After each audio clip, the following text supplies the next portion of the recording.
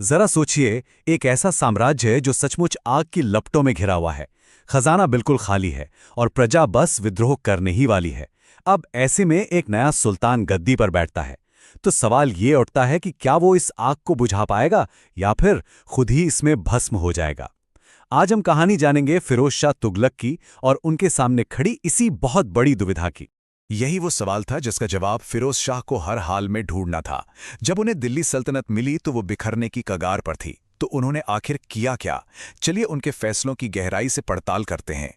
देखिए, किसी भी कहानी को समझने के लिए ना उसकी शुरुआत को समझना बहुत जरूरी होता है। तो फिरोज शाह के दौर को समझने के लिए हमें उस अव्यवस्था की विरासत को देखना होगा जो उन्हें अपने चचेरे भाई मोहम्मद बिन तुगलक से मिली थी। मोहम्मद बिन तुगलक के जो बड़े बड़े एक्सपेरिमेंट्स थे वो एक के बाद एक विनाशकारी साबित हुए। चाहे वो राजधानी को दिल्ली से दौलताबाद ले जाना हो, या फिर तांबे के सिक्के चलाना, या दुआब में अकाल के वक्त टैक्स बढ़ाना हो, इन सब ने सल्तनत को कह सकते हैं आर्थिक और सामाजिक तौर पर पूरी तरह तोड़कर रख दिया था। तो फिरोज को विरासत में क्या मिला? एक खाली खजाना और बेहद गुस्साई हुई जनता। और शायद सबसे हैरान करने वाली बात तो यह है कि फिरोज शाह सुल्तान बनना ही नहीं चाहते थे। अमीरों और उलेमा के दबाव में आकर उन्हें यह पद लेना पड़ा। उस समय की राजनीतिक अस्थिरता का आलम आप इसी बात से लगा सकते हैं कि उनका राजाभिषेक एक नहीं बल्कि 2 बार हुआ। पहली बार सिंध के युद्ध के मैदान में और फिर दूसरी बार जाकर दिल्ली के सिंहासन पर। अब ऐसी मुश्किल परिस्थितियों में फिरोज शाह ने एक मास्टर प्लान बनाया। उनका सिर्फ एक ही लक्ष्य था, साम्राज्य के हर शक्तिशाली और नाराज गुट को शांत करना। और इसके लिए वो कोई भी कीमत चुकाने को तैयार थे। और इस रणनीति को कहते हैं तुष्टीकरण की नीति। इसका सीधा सा मतलब था कि जो भी ताकतवर ग्रुप नाराज है उसे वो सब दे दो जो वो चाहता है, ताकि शांति बनी रहे। बस यही उनके शासन का मूल मंत्र बन गया। तो सबसे पहले उन्होंने सेना पर ध्यान दिया और एक ऐसा कदम उठाया जो उस वक्त तो बहुत लोकप्रिय हुआ, लेकिन भविष्य के लिए बहुत घातक साबित हुआ। उन्होंने सैन्य पदों को वंशानुगत कर दिया। मतलब सैनिक का बेटा ही सैनिक बनेगा, चाहे उसमें काबिलियत हो या ना हो। बस इतना ही नहीं, युद्ध की लूट का 80% हिस्सा भी सैनिकों को दिया जाने लगा। नतीजा, सेना तो फौरन खुश और वफादार हो गई, लेकिन लंबे समय में उसकी लड़ने की क्षमता और अनुशासन लगभग खत्म ही हो गया। इसके बाद बारी आई अमीरों और धार्मिक नेताओं यानी उलेमा की। फिरोज ने उन्हें खुश करने के लिए शरिया के हिसाब से शासन करने का वादा किया। सरकारी जमीनें उन्हें दान में दी और हाँ, उनके पद भी वंशानुगत कर दिए। नतीजा ये हुआ कि उन्हें इन शक्तिशाली गुटों का पूरा पूरा समर्थन मिल गया। और फिर बारी आई किसानों की, जो मोहम्मद बिन तुगलक के राज में टैक्स के बोझ तले दबे जा रहे थे। फिरोज ने उनके सारे पुराने कृषि कर्जे माफ कर दिए और करीब 24 तरह के छोटे बड़े परेशान करने वाले टैक्स हटा दिए। ये एक ऐसा कदम था जिसने उन्हें रातों रात जनता के बीच एक हीरो बना दिया। उनके टैक्स सुधारों को अगर हम आसान भाषा में समझें तो 24 तरह के गैर इस्लामी और कष्टदायक टैक्स पूरी तरह खत्म कर दिए गए। उनकी जगह सिर्फ 4 टैक्स लागू किए गए जिन्हें शरिया की मंजूरी थी।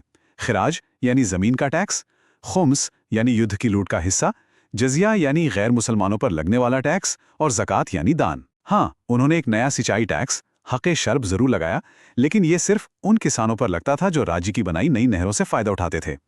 लेकिन यहीं पर कहानी में एक बहुत बड़ा मोड़ आता है। एक तरफ फिरोज शाह एक लोक कल्याणकारी सुधारक थे, तो दूसरी तरफ वो एक बेहद कट्टर शासक भी थे। उनके शासन के ये 2 चेहरे एक साथ हमें देखने को मिलते हैं।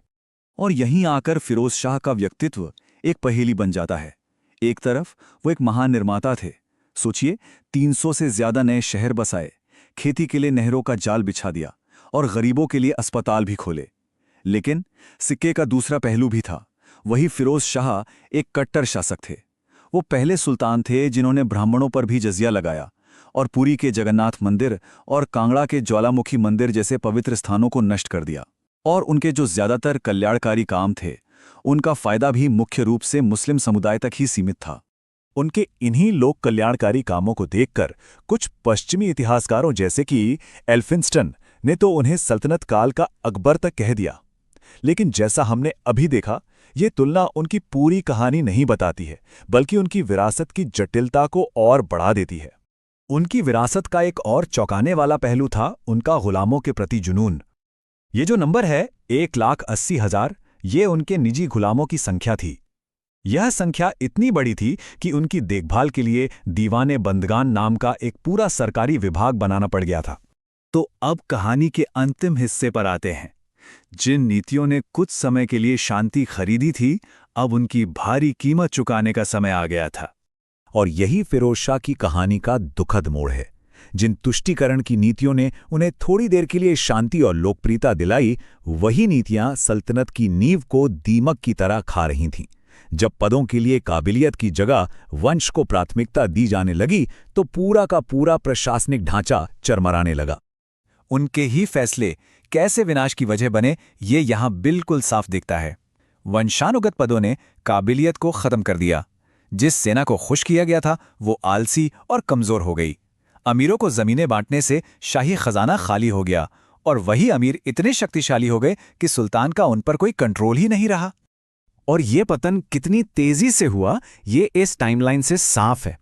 1388 में फिरोज की मौत हुई और उसके ठीक 10 साल बाद 1398 में तैमूर ने दिल्ली को पूरी तरह से तबाह कर दिया। सल्तनत इतनी ज्यादा कमजोर हो चुकी थी कि वो उसका कोई मुकाबला ही नहीं कर पाई। तो अंत में हम इसी सवाल पर वापस आते हैं, क्या फिरोज शाह एक महान सुधारक थे जिन्होंने एक बिखरते साम्राज्य को बचाने की कोशिश की, या फिर उनकी तुष्टीकरण की नीतियों ने ही उस विनाश की नींव रखी जिसने आखिर में सब कुछ नष्ट कर दिया? इसका जवाब शायद इतिहास की सबसे बड़ी बहसों में से एक है।